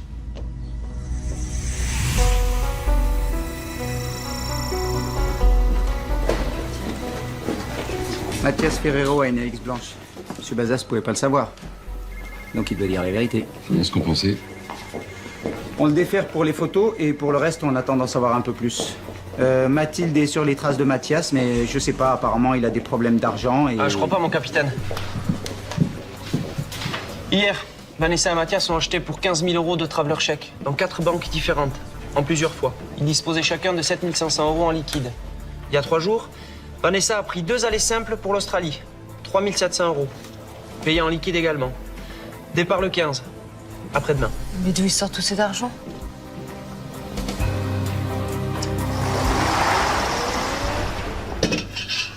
Mathias, ça fait des jours qu'il est plus chez moi. Vous l'avez renvoyé? Pas du tout. Ça faisait 1 an et demi qu'on travaillait ensemble, je l'aurais bien gardé d'ailleurs. Il a le talent en cuisine. Mais qu'est-ce que vous lui reprochez au juste? Rien pour l'instant. Il vous a dit pourquoi il partait? C'est à cause de cette fille, Vanessa. Il cherche à l'impressionner. Un môme de la DAS, vous pensez? Il a des comptes à régler avec la vie. Non, il a essayé de monter son propre restaurant, mais ça n'a pas marché avec les banques. Pas crédible. Alors, il a décidé de partir à l'étranger pour tenter sa chance. T'es sûr de ce que tu fais? Si je tente pas quelque chose maintenant, après il sera trop tard. Tu vas aller où?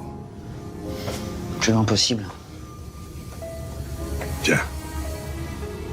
C'est pour toi.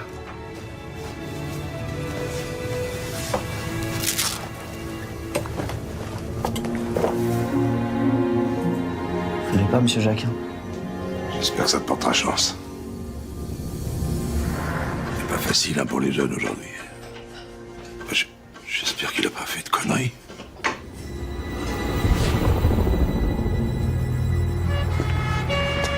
Si le voisin dit la vérité, Mathias est passé voir Vanessa chez les Lemoine et ils se sont disputés. Et s'il est reparti tout seul, c'est que l'incident s'est produit après son départ. Il a pu revenir. Mathias est en colère contre la société. Il a la rage de s'en sortir. Il a pu basculer. Alors d'où vient cet argent qu'ils possèdent tous les deux? Apparemment, personne ne leur en a prêté. J'ai demandé à Charlieu la liste des vols qui ont été commis récemment et qui n'ont pas été élucidés. On sait jamais, ça peut nous aider. Ils ont de l'argent, mais il n'y avait pas de mobile pour enlever l'enfant. Ils en voulaient peut-être davantage. Ça coûte cher de s'installer en Australie. La plupart du temps, quand on commet un crime sans être inquiété, on se sent pousser des ailes. Et on recommence. Excusez-moi, mon capitaine. Ouais. Les parents de Vanessa Baumel sont là. Ils voudraient vous parler. Les parents de Vanessa? Mais elle a dit qu'ils étaient morts. Qu'est-ce qui se passe avec Vanessa? À Périgueux, les gendarmes n'ont rien su nous dire. Mais c'est pas vrai, hein, ce qu'elle raconte à la radio. C'est une gentille fille.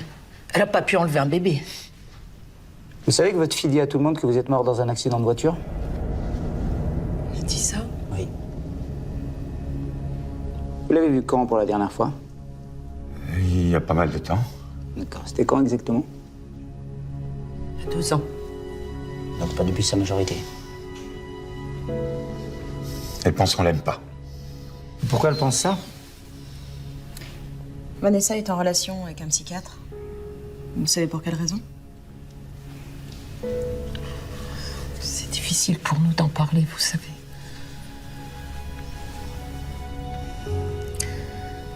C'est à cause de ce qui est arrivé à Renaud. Son petit frère.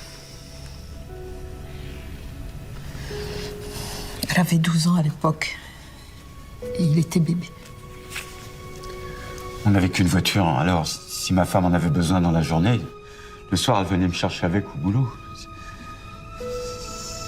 C'est ce qui s'est passé ce jour-là. J'avais demandé à Vanessa qu'elle surveille son frère dans son bain. Le temps de faire l'aller-retour. C'était à peine 20 minutes. Et quand on est revenu, la maison était ouverte. Vanessa avait disparu. Alors j'ai couru dans la salle de bain. Et là... Renaud s'était noyé dans la baignoire. Ce qu'on a compris après, c'est qu'il avait un problème au cœur. Il a eu un malaise pendant que Vanessa répondait au téléphone. C'était pas sa faute. Mais elle a paniqué. On l'a retrouvée des heures plus tard. En état de choc, près de la gare. On était tellement malheureux. On s'est pas rendu compte. On a peut-être fait des erreurs. C'est elle qui a voulu aller en pension. Et elle nous a carrément rejetés. On a tout essayé. Elle voyait régulièrement le docteur Rosen, jusqu'à sa majorité. On n'a pas réussi à renouer contact. Si je m'étais pas absentée ce soir-là, ça serait jamais arrivé.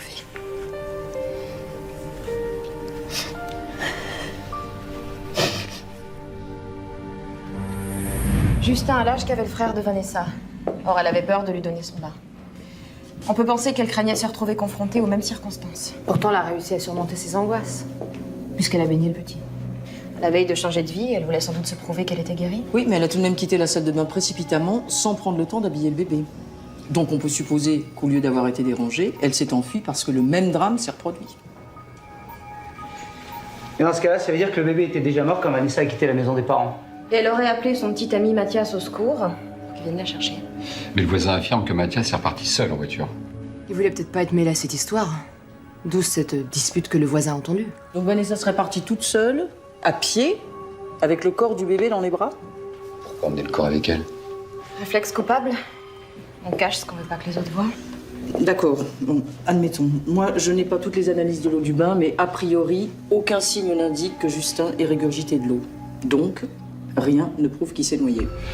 En tout cas, il ne faut pas exclure la piste de l'enlèvement crapuleux. Si Mathias était seul au volant dans la voiture, à l'arrière, Vanessa a très bien pu se planquer à côté du bébé. Mais ça fait maintenant plus de 7 heures que Justin a disparu, on n'a toujours pas de demande de rançon. Ils l'ont enlevé pourquoi?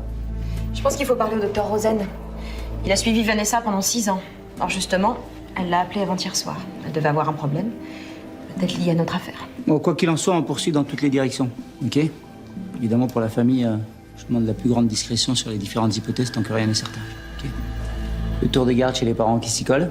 Pas moi, si vous voulez. Mon fils est chez ma mère. Et puis comme je dors pas très bien quand il est pas là. Très bien, merci.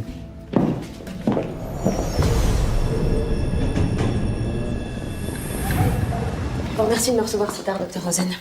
Je vous en prie. Je vais être directe, docteur. Vous avez suivi Vanessa pendant des années. Pensez-vous qu'elle ait pu enlever ce bébé? C'est difficile à dire. On ne sait jamais comment peut évoluer un traumatisme. Or, la mort de son frère a été un choc terrible pour Vanessa. C'est un accident? Bien sûr. L'enfant souffrait d'une malformation cardiaque. Vanessa n'aurait rien pu faire. Mais elle a longtemps été persuadée qu'elle était responsable. Comment ça? Vanessa était jalouse de son petit frère. Elle avait le désir inconscient de le voir disparaître. Elle pensait qu'il était mort parce qu'elle l'avait souhaité? Exactement. C'est ce qu'on appelle un fantasme névrotique. On a travaillé des années là-dessus. Et maintenant, Vanessa va bien. Et si le petit Justin s'était noyé accidentellement? Je sais pas moi, s'il avait glissé, qu'elle ait paniqué, quelle aurait pu être sa réaction? Elle pourrait vouloir se suicider.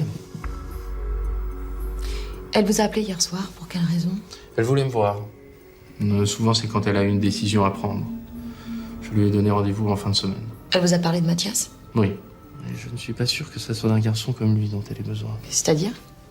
Vanessa est une jeune femme fragile. Et ce garçon a une emprise sur elle. Il risquerait de l'entraîner dans des situations, disons, délicates. Sans qu'elle puisse résister. Martin, les parents de Justin viennent de recevoir une demande de rançon par texto. Ça provient du portable de Vanessa. J'y vais.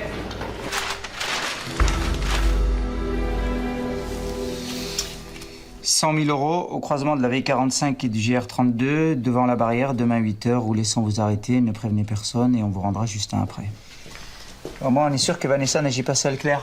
Vous avez réussi à localiser? J'ai contacté l'opérateur. Le message a été relayé par la bande 732. C'est en pleine campagne du côté de Salles. J'ai envoyé une équipe inspecter les environs. Écoutez, je vais payer. Je vais pas prendre de risques. Les hommes ont ordre de ne pas intervenir. On va surveiller les mouvements des ravisseurs, les suivre de loin. La priorité, c'est protéger votre enfant. Dans ce cas, pas d'imprudence. Je ne veux pas qu'il arrive quoi que ce soit à Justin.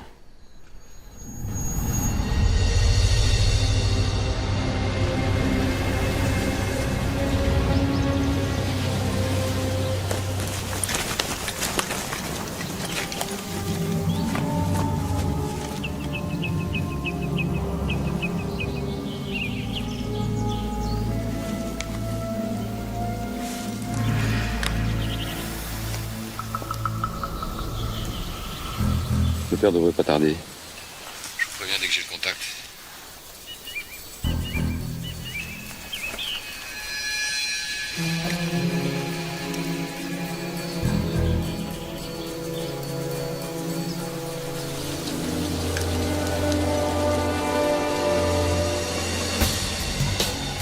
Contact.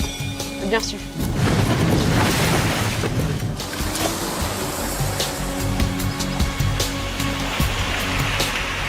J'arrive à la barrière, là. Je fais quoi? Passez le sac par la portière. Ne cherchez pas à les repérer. Continuez votre route. Accélérez, accélérez!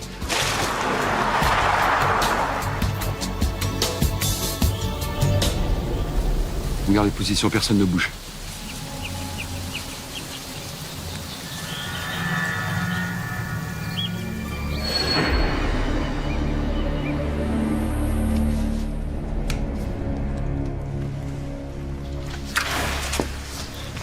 Alors, ils ont récupéré l'argent? Non, pas encore. Je ne peux plus. Il a dû lui arriver quelque chose. C'est pas possible.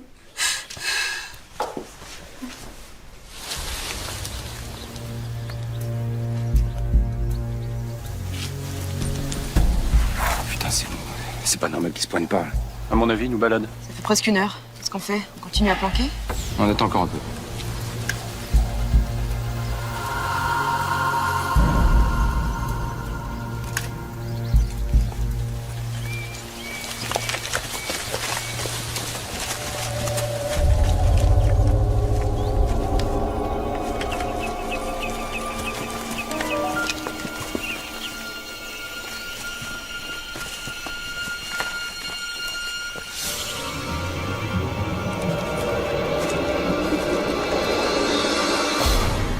À 10 heures, j'ai quelque chose de bizarre. On dirait qu'un mec est planqué à terre. Il bouge pas. J'y vais, couvre-moi.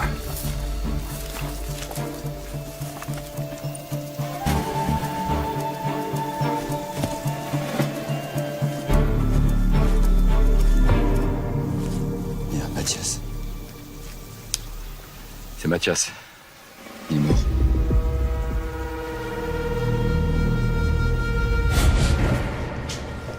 Elle a tué son copain. Elle est devenue complètement folle. Qu'est-ce qu'elle va faire maintenant? Vous croyez qu'elle va tuer notre fils aussi? Je crois pas, non. Mais qu'est-ce que vous en savez? Elle est capable de tout. C'est elle. Je regrette. Adieu. Adieu, ça veut dire quoi? Et Justin? Pas un mot. Ça se trouve, il est même plus avec elle. Déjà, grâce à ce message, on va pouvoir la localiser rapidement. Oui, c'est le capitaine Guémara, c'est une urgence. J'ai besoin de localiser un appareil sous surveillance. La mort remonte au milieu de la nuit. La victime a pris un coup de couteau dans l'abdomen. C'est tout à fait le genre de couteau qu'utilisent les cuisiniers professionnels. J'ai des empreintes sur le manche que je vais croiser avec celles de Vanessa. Elle devait être là. Qu'est-ce qui te fait dire ça? On a trouvé pas mal de cheveux blonds sur le sol. Les mêmes cheveux que sur le pull et le blouson de Mathias. Qu'est-ce qu'ils sont venus faire ici en plein milieu de la nuit? Ils ont dû venir repérer les lieux, ils se sont engueulés. Ah, elle l'aimait. Pourquoi elle l'aurait tué? Vu l'odeur d'alcool qu'il y avait sur ses vêtements, à mon avis, il était complètement saoul. Il a peut-être été violent. Peut-être que Vanessa a voulu ramener le petit à ses parents, il s'y est opposé. Si c'était le cas, elle l'aurait déjà ramené chez lui. D'après son psy, elle est fragile. C'est le genre à mettre fin à ses jours. En abandonnant le gamin comme ça, n'importe où. Appelle le psy. S'il connaît bien Vanessa, il va nous aider à anticiper ses réactions. Et emmène-le chez les parents, ça leur fera un soutien. C'est toi qui dis ça? T'es copain avec les psys maintenant? Capitaine, on a trouvé des empreintes de pneus qui semblent identiques à celles relevées dans le garage des Lemoines. Merci, j'arrive. Oui? Oui, Mathilde. Et une certaine Angèle a laissé plusieurs messages sur la boîte vocale de Vanessa. Elles avaient rendez-vous pour déjeuner ensemble ce midi. La personne s'inquiète de ne pas avoir de nouvelles. Qu'est-ce que j'en fais? Bah, tu la convoques. Je viens l'interroger. Ok. Le dernier message de Vanessa a été relayé par la bande 531, à quelques kilomètres d'Arsin. On a 2 hélicoptères qui survolent la zone et 3 brigades sur place. Le Major Bernier est avec eux. Qu'est-ce qui vous fait dire qu'elle est encore là-bas? Elle a très bien pu bouger. Si elle a bougé, elle a pas pu aller bien loin. Depuis le dernier message hier soir, on a quadrillé le secteur et installé des barrages. Je m'en veux tellement. Vous savez, j'ai bien vu que cette fille avait pas l'air bien hier. Mais j'étais en retard, mon ami m'attendait. J'aurais jamais pu imaginer un truc pareil. On croit toujours que ça n'arrive qu'aux autres. Puis un jour, on se retrouve en première page des faits divers. Vous croyez qu'on va retrouver Justin? Bien sûr, ne vous inquiétez pas.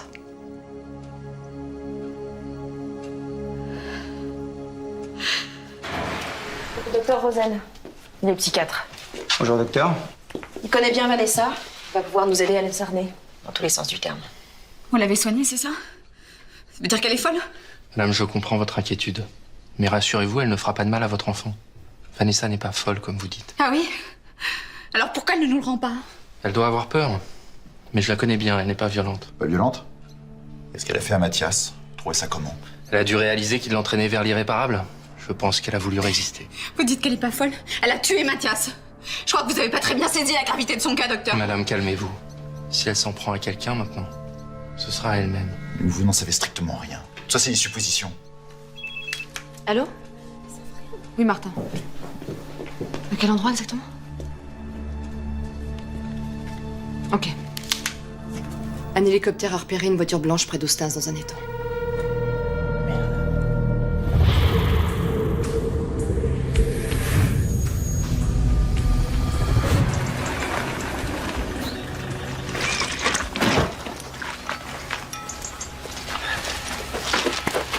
Vous avez pu voir ce qui se trouve à l'intérieur du véhicule? Oui, il y a une femme à la place du conducteur. Et l'enfant? Il n'y a pas d'enfant ni dans la voiture, ni autour. Et comme vous pouvez voir, il n'y a pas de courant dans le lac. Merci.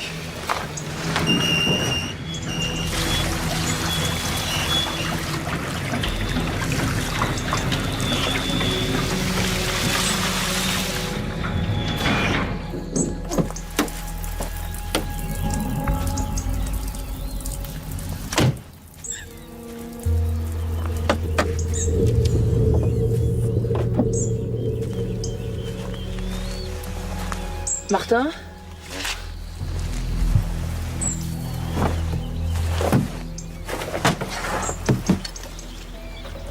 Il en manque un.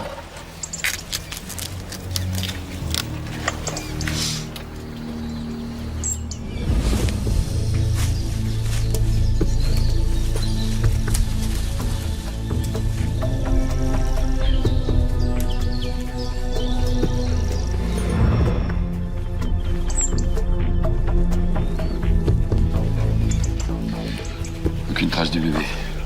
Qu'est-ce qu'elle a pu faire de lui? Elle n'a pas laissé une indication. Quelque chose. On a ses papiers d'identité, c'est tout. Son portable. On a fouillé toute la voiture, il est nulle part. C'est curieux. De quoi elle est morte? Noyade sous barbiturique. Elle a ingéré des somnifères très puissants et à mon avis, elle était quasi inconsciente quand l'eau est rentrée dans l'habitacle. On peut y aller.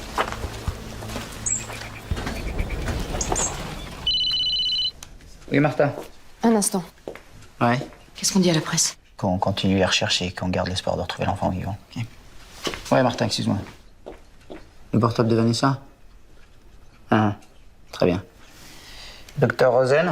Oui. Je peux vous voir 2 minutes, s'il vous plaît?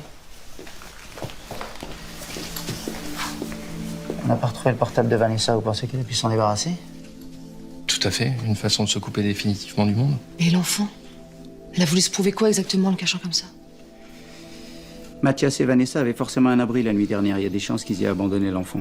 Docteur, Vanessa évoquait avec vous ses souvenirs d'enfance, n'est-ce pas? Mhm. Elle vous a jamais parlé de cet endroit? Les étangs, le Médoc. C'est sûrement un endroit qu'elle a fréquenté à un moment de sa vie. Port-Caverne. Avant la naissance de son petit frère, elle y allait avec ses parents. Ils avaient un voilier amarré sur la Garonne. Et ben voilà, la plupart des bateaux sont à quai en cette saison. C'est l'endroit idéal pour se cacher. Elle s'en souvenait toujours avec plaisir.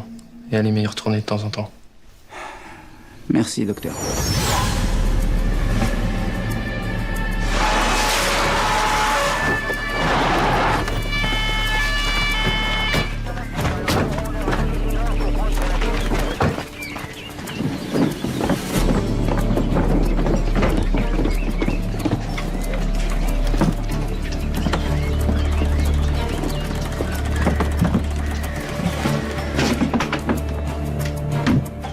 Nadia.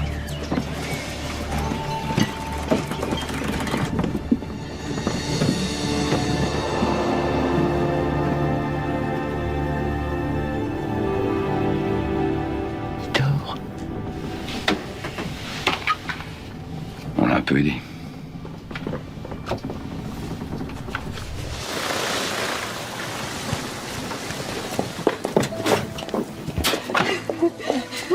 Mon amour. Mon amour. Assieds-toi. Ça y est, c'est bien. Oh, ça va, Justin? C'est bon, petit pichon? Merci. De rien. Vraiment. Je suis désolé si on était un petit peu vif par moment. Non, mais vous avez été très courageux. J'ai un petit garçon, moi aussi. Je sais pas comment j'aurais réagi à votre place.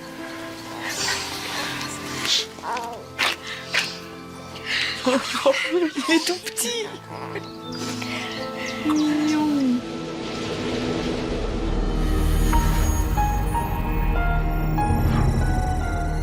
Je suis vraiment contente pour les parents de Justin. On a eu de la chance de le retrouver si vite. Sûrement. Comment ça, sûrement? Toi, il y a quelque chose qui te gêne. Vas-y, dis-moi. Le portable de Vanessa. Parce qu'on l'a pas retrouvé, c'est ça? Mais le psy a dit qu'elle avait pu le balancer. Je trouve ça un peu bizarre comme réaction. Ouais, tu sais, elle était pas très stable, Vanessa. Oui, mais c'est avec ce portable qu'on a expédié ces 2 messages. Tu veux dire que quelqu'un a pu les envoyer à sa place? Mathilde? Oui. Angèle t'attend à l'accueil. Qui ça? Et la personne qui devait déjeuner avec Vanessa aujourd'hui. En fait, c'était sa maîtresse en pension, quand Vanessa était interne. J'ai un petit peu expliqué la situation, je lui dis que c'est fini, que c'est plus la peine. Hein? Non, attends. Puisque c'est dérangé, on va la recevoir. Bonjour, ma sœur. Vous pouvez pas imaginer. Apprendre à la radio que ma petite Vanessa avait mis fin à ses jours. Elle allait si bien ces derniers temps. Vanessa vous donnait des nouvelles? Bien sûr. Vous savez, elle est restée à l'internat de la 5e à la terminale. J'étais sa petite mère, comme on dit chez nous. Et elle revenait me voir régulièrement. Elle me racontait. Elle était si heureuse d'avoir rencontré ce garçon. Mathias, vous le connaissiez? On s'est vu une seule fois. Mais elle m'avait parlé de lui. Vous savez, avant de le rencontrer, elle avait un vrai blocage avec les garçons. À cause de l'accident de son petit frère. Il y avait autre chose. Elle disait qu'elle se marierait jamais, que l'amour physique lui faisait horreur. En fait, elle se méfiait des hommes. Et c'est récemment qu'elle m'a confié que... Elle avait eu une relation avec un adulte quand elle était adolescente. Et elle se le reprochait, pauvre petite. Je lui ai dit que c'était cet homme le fautif. Vous avez dit de qui il s'agissait? Non, on n'a plus reparlé.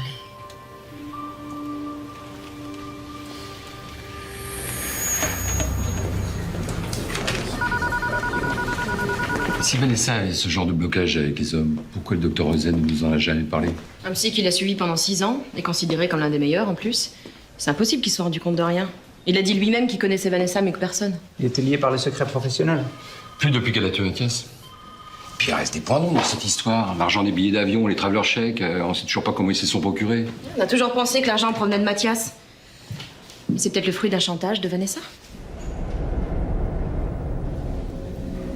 Vous pensez que le docteur Rosen a abusé d'elle quand elle était jeune et qu'elle le faisait chanter? Elle était jolie et avec le temps, il a pu être tenté et l'amener à coucher avec lui. Jusqu'à ce qu'elle rencontre Mathias.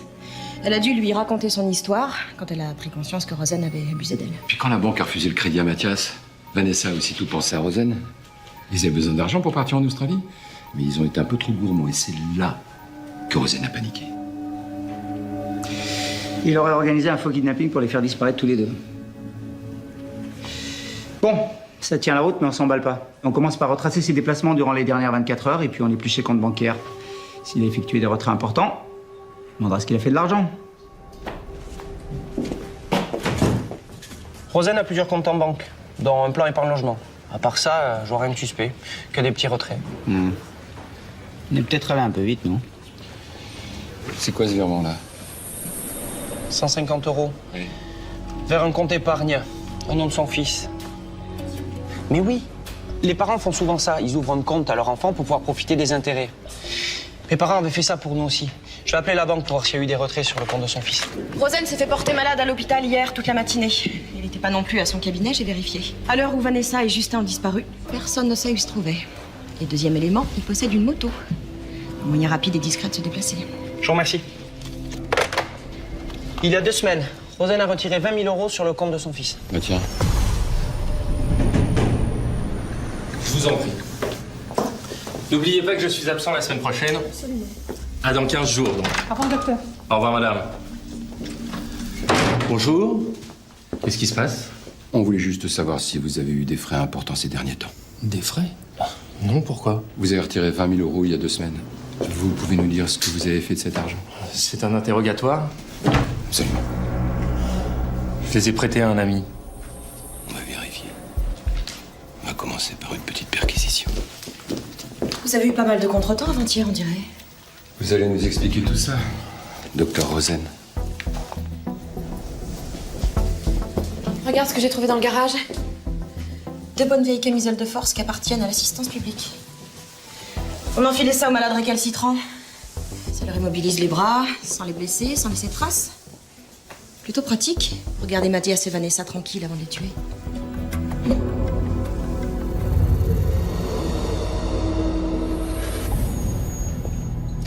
Vous avez pas dit que Vanessa avait un problème avec les hommes? À cause de vous? C'est pas vrai. Elle était sous votre influence. Vous l'avez manipulée. Mais petit à petit, elle en a pris conscience. C'est un viol. Et au regard de la loi, il est aggravé par l'autorité que vous exercez sur elle et vous le savez. Sinon, pourquoi vous seriez donné autant de mal pour la faire disparaître, elle et son petit ami? Nous sommes en train de collecter des preuves, docteur. Et des cheveux de Vanessa sur une des camisoles. Et du sang de Mathias sur l'autre. Rosen. Allez.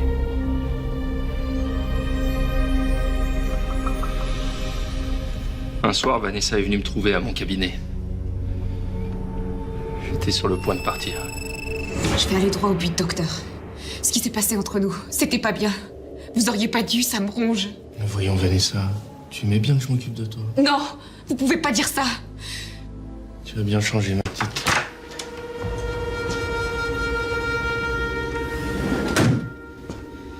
Je pourrais porter plainte, vous le savez.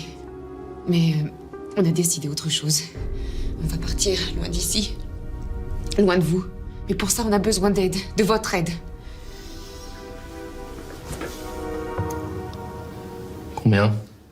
Disons 20 000 euros.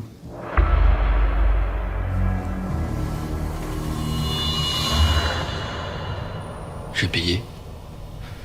Et une semaine plus tard, ils sont revenus me demander 60 000 euros. Et c'est à ce moment-là que vous avez décidé de vous débarrasser d'eux. La veille, Vanessa m'a téléphoné pour me donner rendez-vous. C'est là qu'elle m'a dit qu'elle serait chez les Lemoine entre 10h et 13h. Et vous saviez où habite la famille Lemoine? J'ai suivi Vanessa à moto quand elle y est allée. J'ai attendu que la mère quitte la maison. Qu'est-ce que vous faites là? Je suis en train de donner son bain à Justin, j'ai pas le temps. Tu lui donnes son bain, c'est très bien. J'étais dans le coin, je t'ai vu passer tout à l'heure. Mais qu'est-ce que vous voulez? Vous pouvez pas rester là, je vous dis. J'ai l'argent. Je pourrais te le donner tout de suite, mais je veux voir Mathias. Appelle-le, qu'il vienne. Faut qu'on parle maintenant. Mais de quoi vous voulez parler à la femme? Y a plus rien à dire, vous posez l'argent et vous partez. Vous entendez? Non, pas comme ça. Je veux que Mathias me jure qu'il va pas m'en demander encore et encore. Allez, appelle-le! Appelle-le, sinon je vous donne rien et je vais chez les flics. Ça sera ta parole contre la mienne. Allez, appelle-le!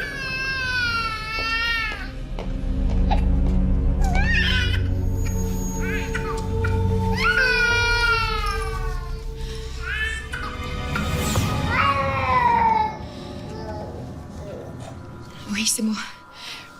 Non, ça va, mais c'est Rosen. Oui, il est là avec l'argent. Mais il veut te parler avant. Faut que tu viennes. Ok, je t'attends.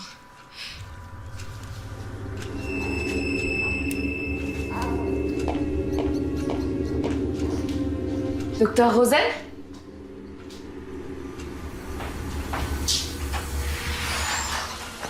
Docteur Rosen?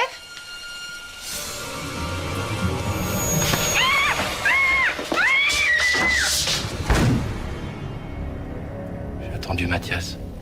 Et puis je lui ai fait la même chose. Ensuite, j'ai mis tout le monde dans la voiture. Mathias dans le coffre, Vanessa et le petit à l'arrière. J'ai pris le volant et on est parti. Et vous les avez emmenés jusqu'au bateau? Vanessa et le bébé seulement. Mathias, je l'ai laissé dans le coffre. Et vous leur avez donné à tous des sédatifs. Ensuite, vous êtes rentrés comment? En vélo, j'avais laissé au bateau. Puis j'ai pris un car, j'ai récupéré ma moto et je suis rentré chez moi. Je vous ai attendu. Je savais que vous alliez venir m'interroger. La nuit, vous y êtes retourné en moto cette fois. Et vous les avez éliminés. L'un après l'autre.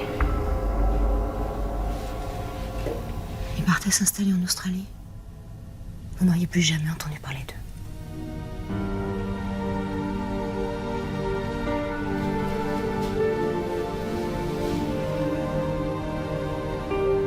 Quand je pense aux parents qui ont dû confier leurs enfants à ce type-là. Ouais.